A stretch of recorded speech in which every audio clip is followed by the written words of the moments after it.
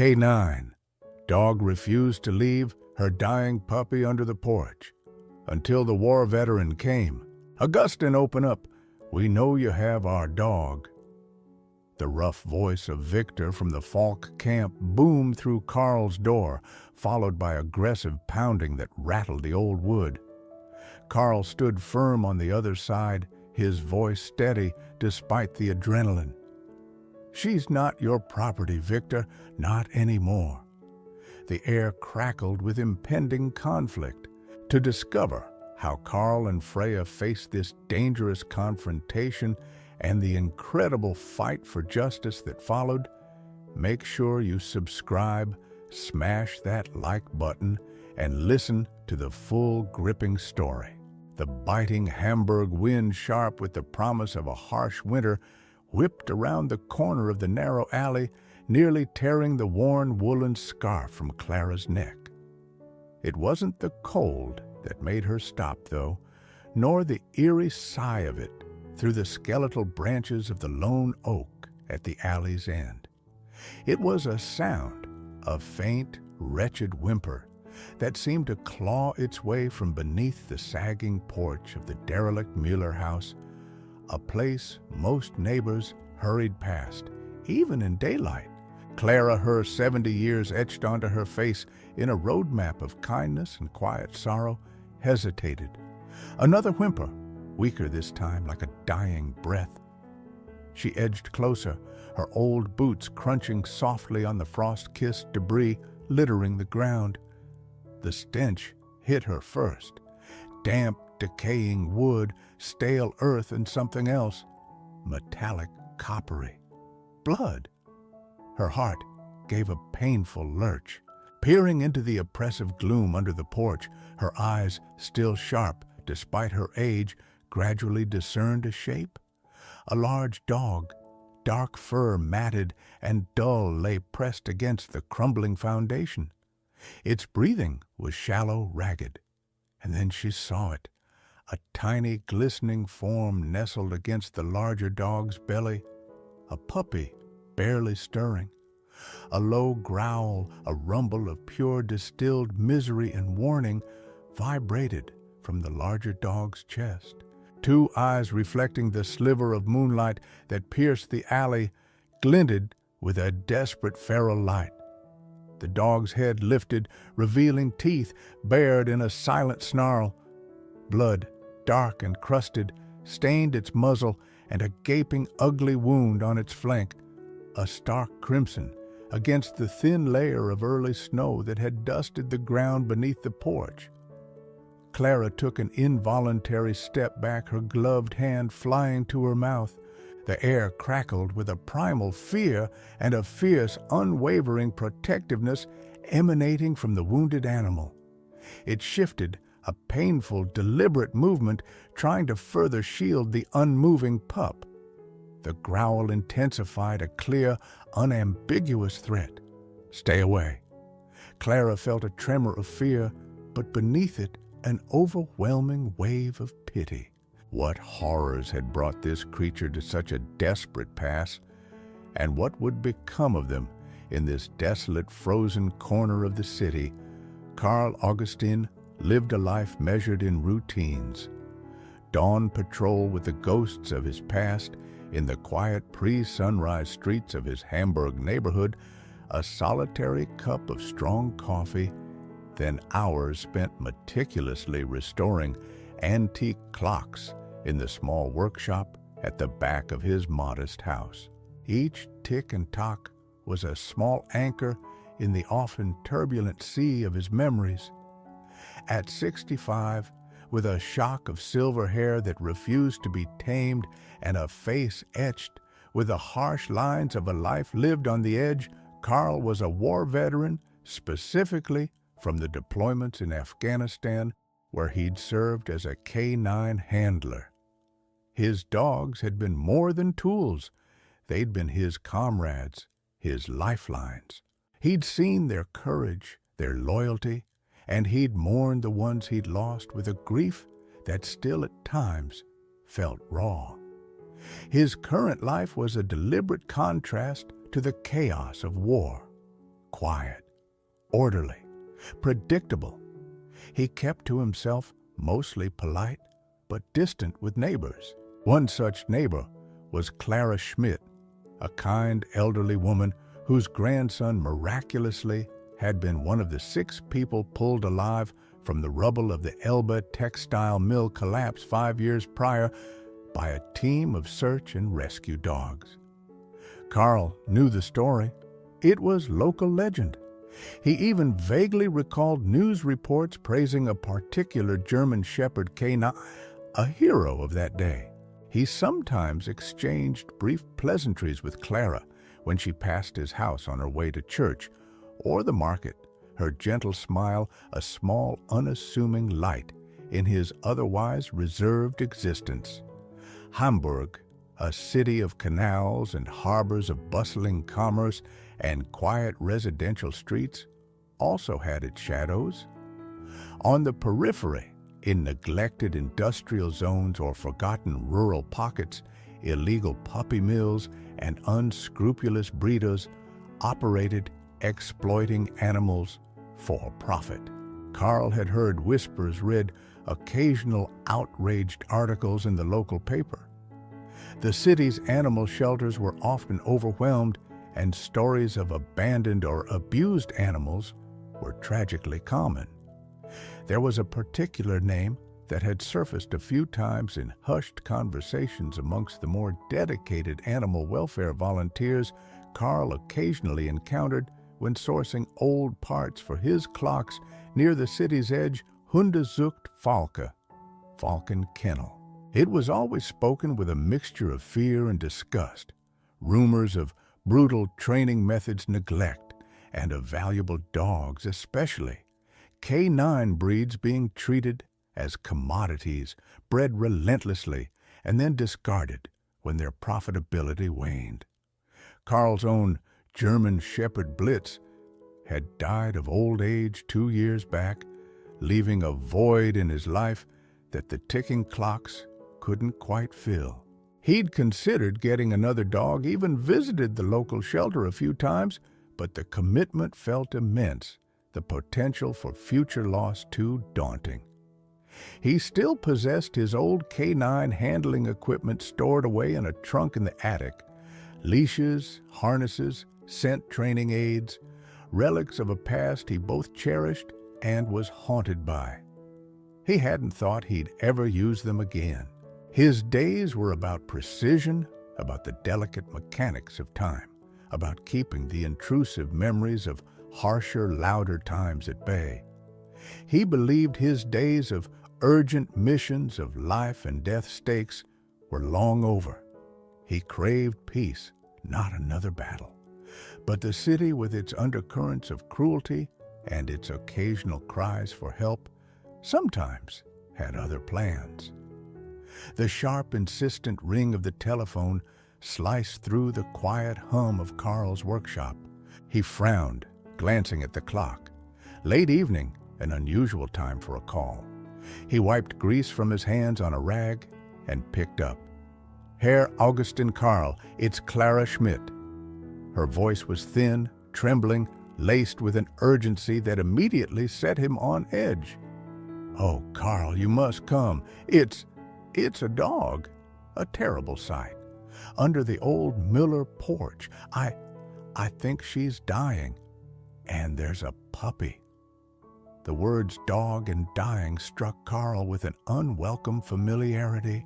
He felt a tightening in his chest. Clara calmed down. "What kind of dog is it? Aggressive? A big one, a shepherd, I think. Dark. She's hurt, Carl, bleeding, and she won't let me near. She growled. Oh, it was awful. But the little one, it's not moving much. I didn't know who else to call." "You know dogs? You worked with them?" He knew dogs, yes. He also knew the look of a creature backed into a corner, defending its last hope. He closed his eyes for a moment, a flash of a dust-choked Afghan village, a wounded shepherd guarding its handler. "I'm on my way, Clara. Don't go near it again. Stay on the street where I can see you." He grabbed a heavy jacket, a powerful flashlight, and after a moment's hesitation, a thick pair of leather gauntlets from the hall closet. The Muller house was only a few blocks away. Clara was waiting, a small, anxious figure, huddled near the alley entrance, her breath clouding in the frigid air. She pointed a shaky finger towards the porch. "There!" "Oh, Carl, be careful." He approached slowly, cautiously, flashlight beam cutting through the darkness. The scene was exactly as Clara had described, perhaps even worse, under the stark, revealing light. The dog, a German shepherd, no doubt, though emaciated and filthy, was pressed low, ears flat, a continuous low growl issuing from her throat. Her eyes were fixed on him, luminous and hostile. The puppy was a pitiful, still bundle. The metallic scent of blood was stronger here. "Easy, girl," Carl murmured, his voice calm even. He'd used that tone countless times before in situations far more volatile. "Easy now. I'm not going to hurt you." He crouched, keeping his movement slow, non-threatening. The shepherd's growl didn't lessen, but she didn't lunge. He could see the deep gash on her flank more clearly, now raw and inflamed. Her ribs showed starkly beneath the matted fur. Malnutrition, injury, and a puppy. A death sentence for both, if left here. Then his light caught something on the dog's neck, almost hidden beneath the grime, a collar, or what was left of one. A fragment of thick, reinforced nylon, and a glint of metal. He squinted. Not a standard civilian tag. It looked like part of a service collar or something more specialized. He spoke to her again, soft, reassuring. He noticed the way her ears twitched, a slight, almost imperceptible shift. She was listening, assessing. He held out a gloved hand, palm up slowly. The growling hitched a flicker of uncertainty in those burning eyes. He edged a fraction closer. The dog tensed, but then a tiny, almost inaudible whimper came from the puppy. The mother dog's head instantly swiveled towards the sound, her body momentarily relaxing its rigid defense. In that instant, Carl saw it clearly, a small metal plate partially visible on the broken collar piece with letters deeply stamped into it. He could only make out the first few Hunde Z, and then below it, a stylized bird of prey. Falk, falcon, Hunde zucht Falk. A cold fury washed over Carl, momentarily eclipsing his caution. Falk, the notorious kennel. This wasn't just a stray. This was an escapee, a victim. His initial goal crystallized with chilling clarity. He had to get this dog and her puppy out of here. He had to save them. And then he had to find out what those bastards at Falk had done to her. His quiet life had just been breached. "All right, girl," Carl said, his voice a low rumble, projecting calm he didn't entirely feel. The name Falk echoed in his mind, a name synonymous with cruelty. "We need to get you and your little one out of this hellhole." He knew direct approach with a terrified, wounded mother was risky. He needed to build a sliver of trust, or at least acquiescence. He rummaged in his deep jacket pockets, pulling out a foil-wrapped bar of high-protein emergency rations he always carried, a habit from his service days. He broke off a small piece, placed it on the ground a few feet away from the porch, then retreated slowly. The shepherd, whom he now mentally called Freya, a name that felt strong and resilient, watched him, her eyes never leaving his. The wind howled, rattling the loose boards of the porch. Minutes stretched. Freya's gaze flickered to the ration bar, then back to Carl. Her muzzle twitched. The drive for sustenance was warring with her fear and protective instincts. Finally, with agonizing slowness, she stretched her neck, sniffed the air, and then with a sudden darting movement snatched the piece of food and retreated. It was a small victory. He repeated the process each time, placing the food a little further from the porch, a little closer to the alley's exit. It took nearly an hour and exercise in excruciating patience. Freya was clearly in immense pain, her movements stiff, her breathing labored. The puppy remained terrifyingly still. Clara watched from a distance, her face a mask of worry. Finally, Freya was out from under the porch, standing exposed in the alley, swaying slightly. She was even thinner than he'd first thought, her magnificent shepherd frame reduced to angles and hollows. The wound on her flank was oozing. "Good girl," Carl praised softly. Now for the little one. This would be the true test. He approached Freya slowly, speaking constantly, avoiding direct eye contact, now showing submission signals she would understand. When he was a few feet away, he crouched, then slowly reached towards the puppy.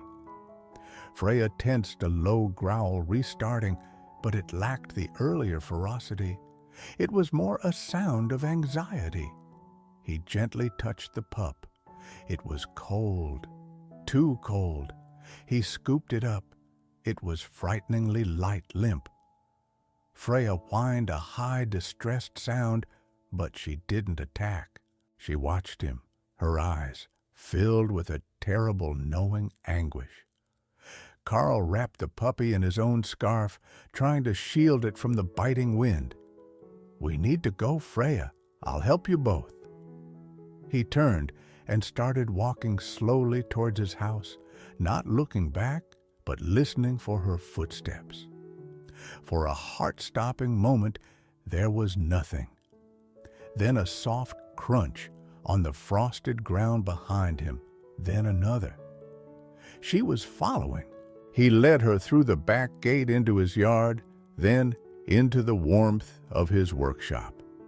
It was the only place secure enough and separate from his main living quarters.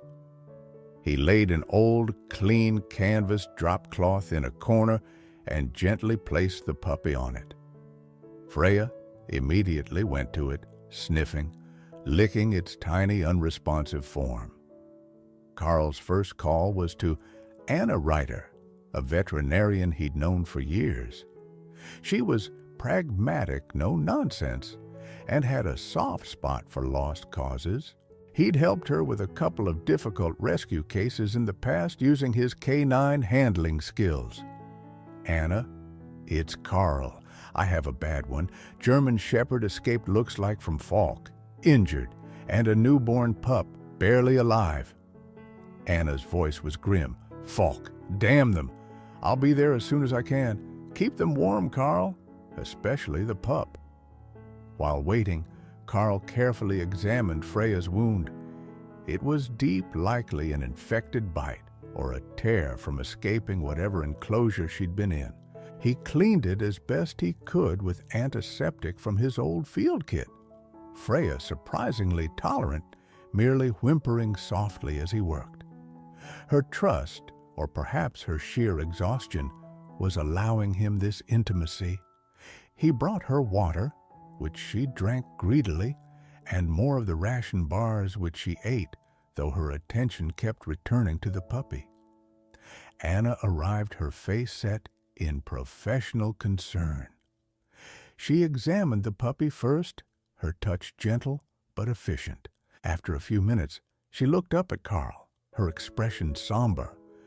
"Carl, it's too late for this one. It's severely hypothermic, underdeveloped, probably congenital issues too, given the likely conditions at Falk. Its heart is failing." Carl's own heart sank.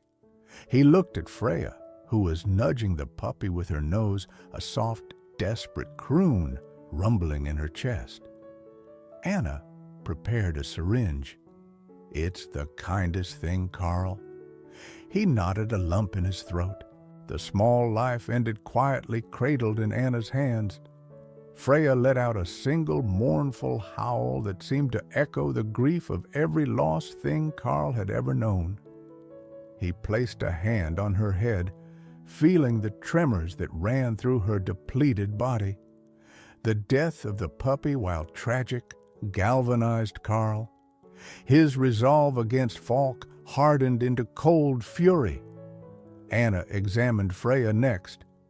The flank wound is nasty infected.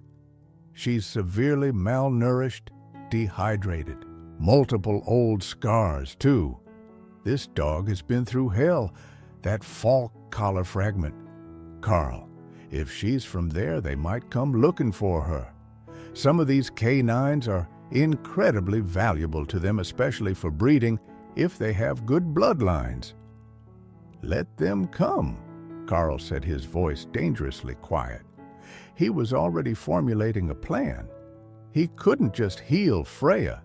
He had to understand what happened to her and who was responsible. He started by making discreet inquiries among his few contacts in the animal welfare world, mentioning a dog with a Falk tag. The responses were guarded, fearful. Falk was known to be ruthless, well-connected, and quick to retaliate against anyone who interfered with their business. The stakes were rising. This was no longer just a rescue. It was becoming a confrontation.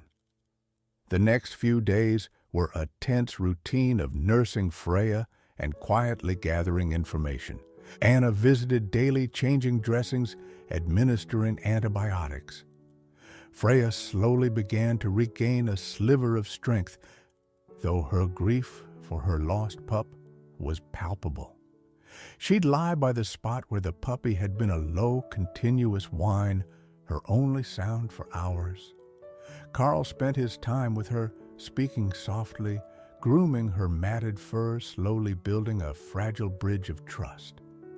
The Falk collar fragment lay on his workbench, a constant, grim reminder.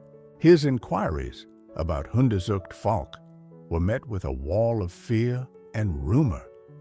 People knew of its reputation for cruelty, particularly towards unproductive animals, or those that didn't meet their exacting, often brutal standards for breeding or sale.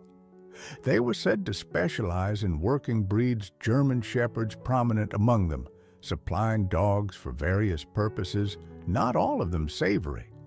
But concrete evidence or willing witnesses were scarce. Falk was protected by money and intimidation. The turning point came on the fourth night. A storm had blown in, rattling the windows of Carl's workshop. Freya, restless, was pacing the small space. Suddenly, she stopped, ears pricked, a low growl starting deep in her chest, her gaze fixed on the workshop door that led to the alley. Carl tensed. He'd heard nothing over the wind. Then a heavy banging on the door, not a polite knock. "Augustin, we know you're in there. We know you have our dog." The voice was rough, arrogant. Carl's blood ran cold. They'd found him. He motioned for Freya to stay, her growl now a guttural snarl. He moved to the door, peering through the small, reinforced window. Two large men stood outside, rain plastering their hair to their skulls. One, burly and thuggish, was clearly the muscle. The other, slightly leaner, but with cruel, knowing eyes, was Victor. His name had come up in one of Carl's hushed inquiries. Falk's chief enforcer and kennel manager. "The dog doesn't belong to you," Augustin Victor shouted over the wind. "She's stolen property. Hand her over and we can forget this happened." Carl's hand instinctively went to the heavy iron pry bar he kept near the workbench. "She's not property. She's a living creature you abused. She's not going anywhere with you." Victor laughed, a harsh, unpleasant sound. "Brave words, old man. That dog is worth a lot of money. We can do this the easy way or the hard way." The thug beside him cracked his knuckles.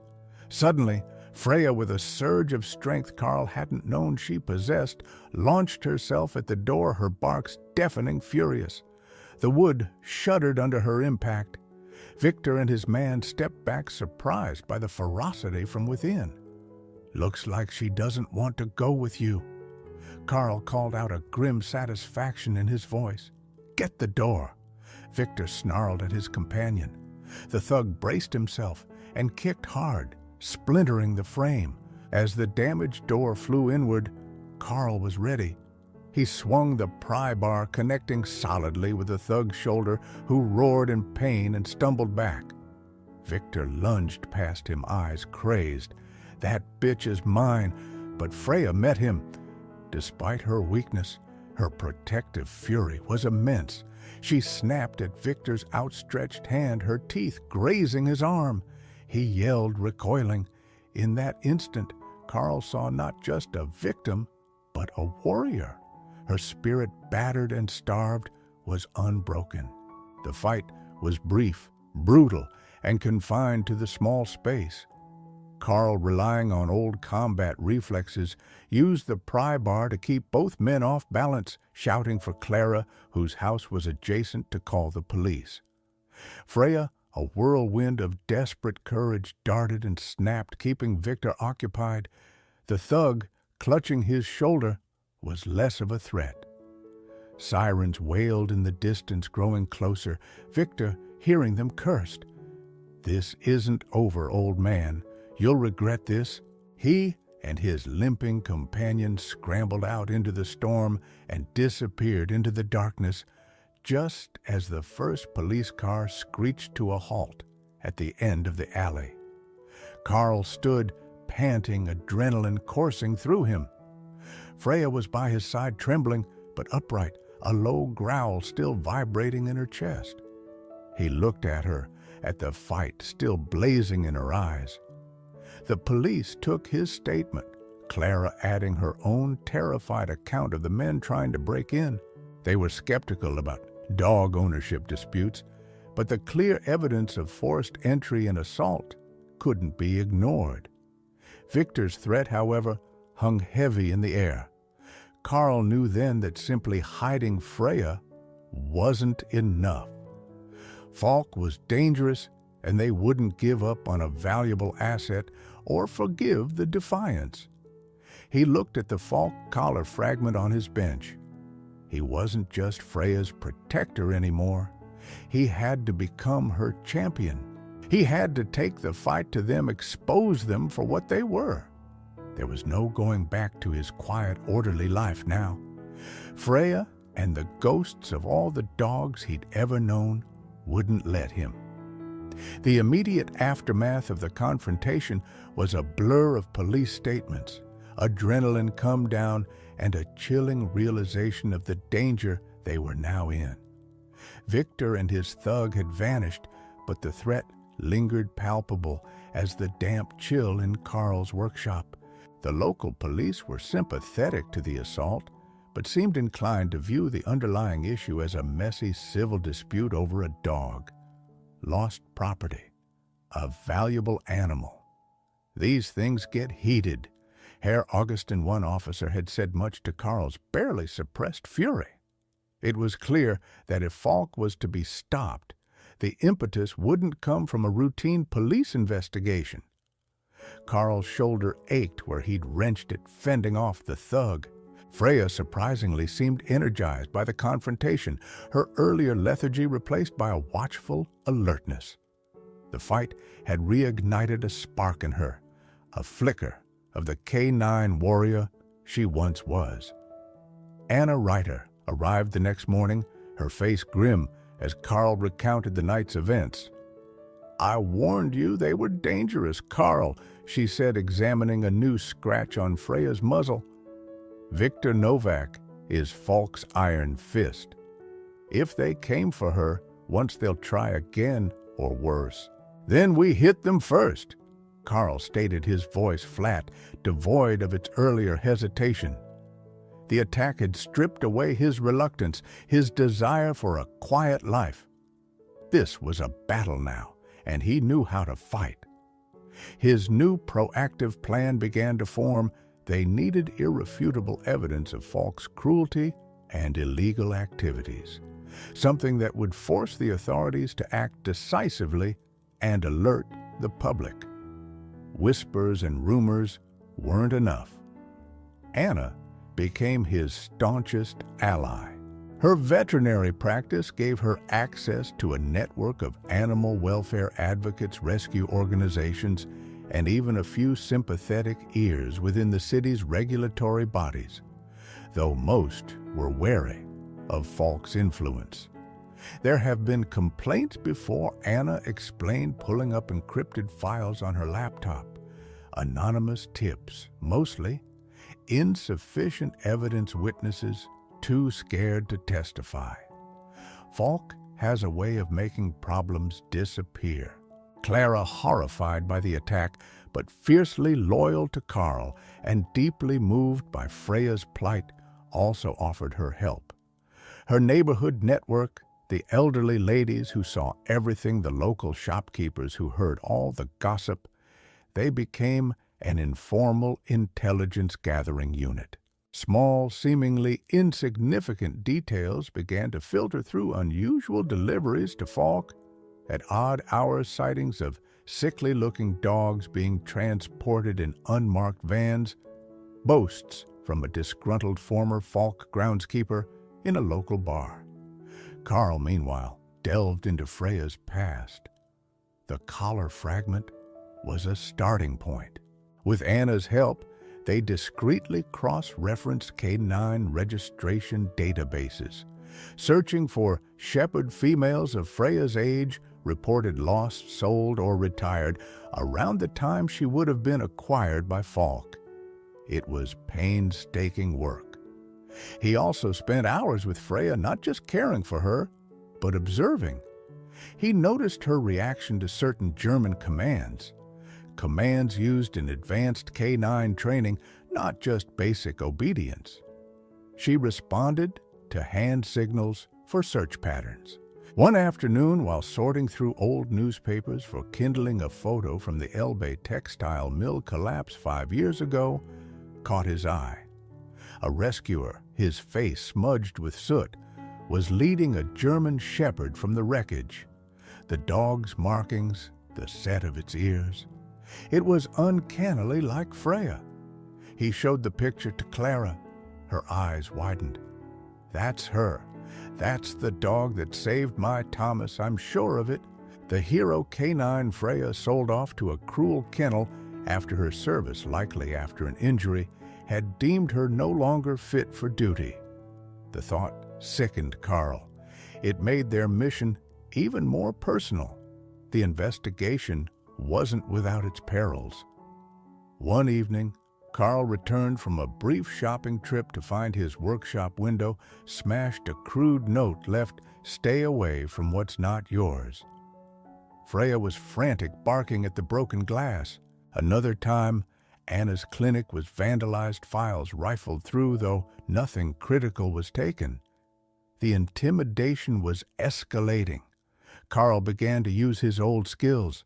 He conducted reconnaissance of Falk's sprawling, isolated compound from a distance, noting security camera placements, guard routines, the layout of the buildings. He even considered trying to get inside, but it was too risky, too reminiscent of missions he'd tried hard to forget. Instead, they focused on finding a weak link. The disgruntled former groundskeeper Clara's network had mentioned a man named Eric became their prime target. He'd been fired for drunkenness, but was rumored to hold a serious grudge against Victor Novak. Finding him took time, but Carl, using his old tenacity, eventually tracked him to a dingy bar in the city's outskirts. Eric was bitter talkative, once plied with beer, and eager to hurt his former employers. He provided damning details about the conditions inside Falk overcrowded, filthy kennels. Dogs systematically starved to control them, sick animals left untreated, and the brutal methods Victor used to discipline them. He even knew of a hidden ledger where Victor supposedly kept records of illicit sales and breeding irregularities. This was the leverage they needed. The personal stakes were higher than ever, but now they had a clear path forward. Eric, though initially cooperative, was a volatile asset. His fear of Falk was deeply ingrained, and his reliability was questionable. Carl and Anna spent days carefully cross-referencing his claims, trying to find corroborating evidence for his more damning accusations about the hidden ledger and the specific locations of the most abused animals within the vast Falk compound. Eric had mentioned a secluded outbuilding, Building C, rarely visited by anyone but Victor, where he suspected the worst cases were kept and potentially the ledger. Their plan became twofold: gather enough solid evidence to force a full-scale official raid, and in parallel, prepare a media expose with a trusted investigative journalist. Anna knew someone with a reputation for tackling tough cases. The journalist, Lena Hansen, was initially skeptical, having heard Falk rumors before without ever getting anything concrete. But Eric's first-hand account, coupled with Freya's story and Carl's unwavering conviction, began to sway her. The attempts to gather more direct evidence were fraught with peril. Carl, using Eric's crude map and knowledge of the guard patrols, made a daring nighttime foray to the perimeter of Falk, hoping to get photographic evidence of Building C. He managed to capture some grainy, long-distance shots of dilapidated structures and overflowing waste bins that hinted at neglect, but it was far from a smoking gun. During his retreat, a security light unexpectedly flicked on and a patrol dog barked ferociously. Carl barely managed to slip away undetected, his heart pounding, the adrenaline a bitter taste in his mouth. Falk's security was tight, their paranoia evidently increasing. Victor, too, was escalating his intimidation. Anonymous calls with veiled threats became more frequent. One morning, Carl found a dead bird on his doorstep. A clear, sinister message. Freya, sensing Carl's mounting stress, became his shadow. Her presence a strange comfort, her occasional soft nudge a reminder of what they were fighting for. Her own recovery was remarkable. The attentive care, regular food, and sense of safety were transforming her. Her coat began to regain its sheen, and though the limp from her old injury would likely always remain, her eyes held a new brightness. Sometimes Carl would practice some of her old canine commands in the yard. Her responses were still sharp, a poignant reminder of the magnificent animal she was. The dark night of the soul arrived when Eric, spooked by a near miss with Falk's security, during a clumsy attempt to get closer to Building C himself, threatened to retract his testimony and disappear. He was terrified Victor knew he was talking. Carl felt a crushing wave of despair. Without Eric's testimony to pinpoint the ledger and the worst abuses, Lena Hansen's story would lack its critical punch, and the authorities might once again deem their evidence insufficient. Failure seemed imminent. He sat in his workshop, the weight of it all pressing down on him, Freya's head resting on his knee. He looked at her, at the trust in her eyes, the resilience that had seen her survive Falk and fight for her puppy. Her silent strength shamed his momentary weakness. He wouldn't give up. He couldn't. He met with Eric one last time, not with pressure, but with a quiet appeal to his conscience, reminding him of the suffering animals. He also offered him a way out, a safe house arranged by one of Anna's contacts far from Hamburg after he provided a sworn videotape testimony. It was a gamble, but it worked. Eric, fortified by Carl's resolve and the promise of escape, agreed. His videotaped testimony was harrowing, detailing the horrors of Building C, the methods of abuse, and the likely location of Victor's ledger. This, combined with Carl's surveillance photos, Anna's veterinary assessments of Freya's condition, linking it to systemic neglect, and Clara's network providing background on Falk's long history of suspicious activities, finally gave Lena Hansen the undeniable core for her story. The final preparations were made in a whirlwind of secrecy. Lena timed her article for release to coincide with Carl and Anna formally presenting their complete dossier of evidence, including Eric's explosive testimony, to a higher, more proactive branch of the state prosecutor's office, bypassing the local police precinct they felt was too compromised or indifferent. The tension was unbearable. They had done all they could. Now they had to wait and see if the system would finally work. The morning Lena Hansen's explosive expose on Hunderzucht Falke hit the newsstands and online portals, a shockwave rippled through Hamburg. The article, starkly titled "Hamburg's Hidden Horror: The Truth About Falcon Kennel," featured Eric's chilling testimony, Carl's story of rescuing Freya, and Anna's expert condemnation of the kennel's practices. Photos of Freya's injuries were juxtaposed with Carl's grainy images of the Falk compound and its squalid conditions. Public outcry was immediate and furious. Simultaneously, Carl and Anna, accompanied by a lawyer from an animal rights organization Lena had connected them with, were presenting their meticulously compiled dossier to the state prosecutor. The prosecutor, a stern woman known for her toughness on organized crime, listened intently, her expression growing grimmer with each piece of evidence, Eric's videotaped statement, Freya's veterinary reports, financial irregularities Anna had helped uncover, and Carl's logs of Falk's suspicious activities. Freya herself was not present safely with Clara, but her story was a powerful, invisible presence in the room. The prosecutor wasted no time.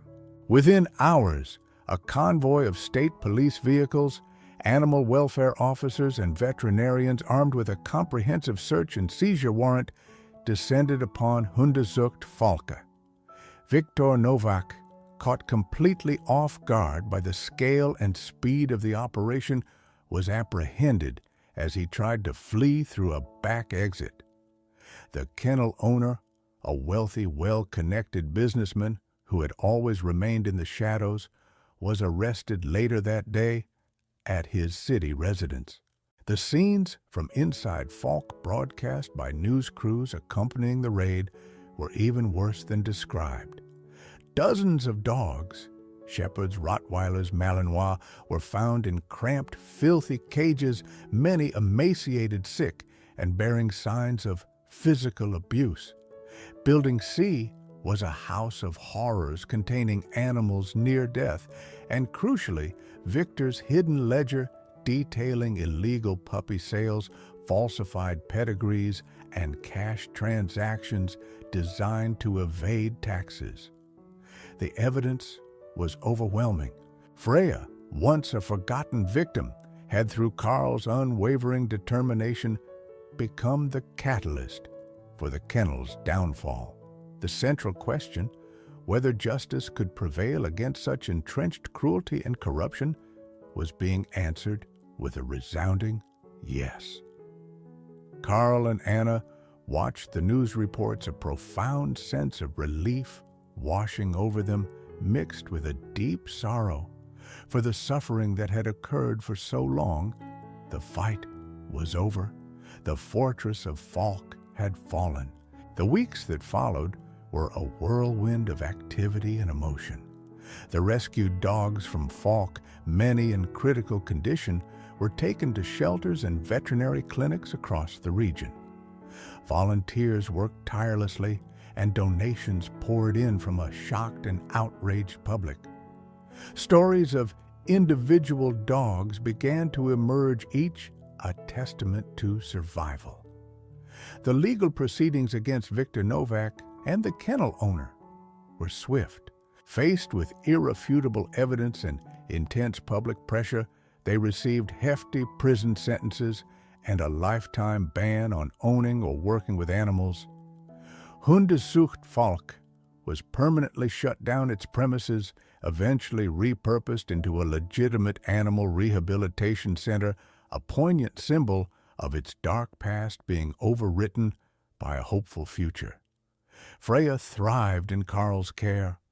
The once terrified, aggressive dog slowly blossomed into a confident, affectionate companion.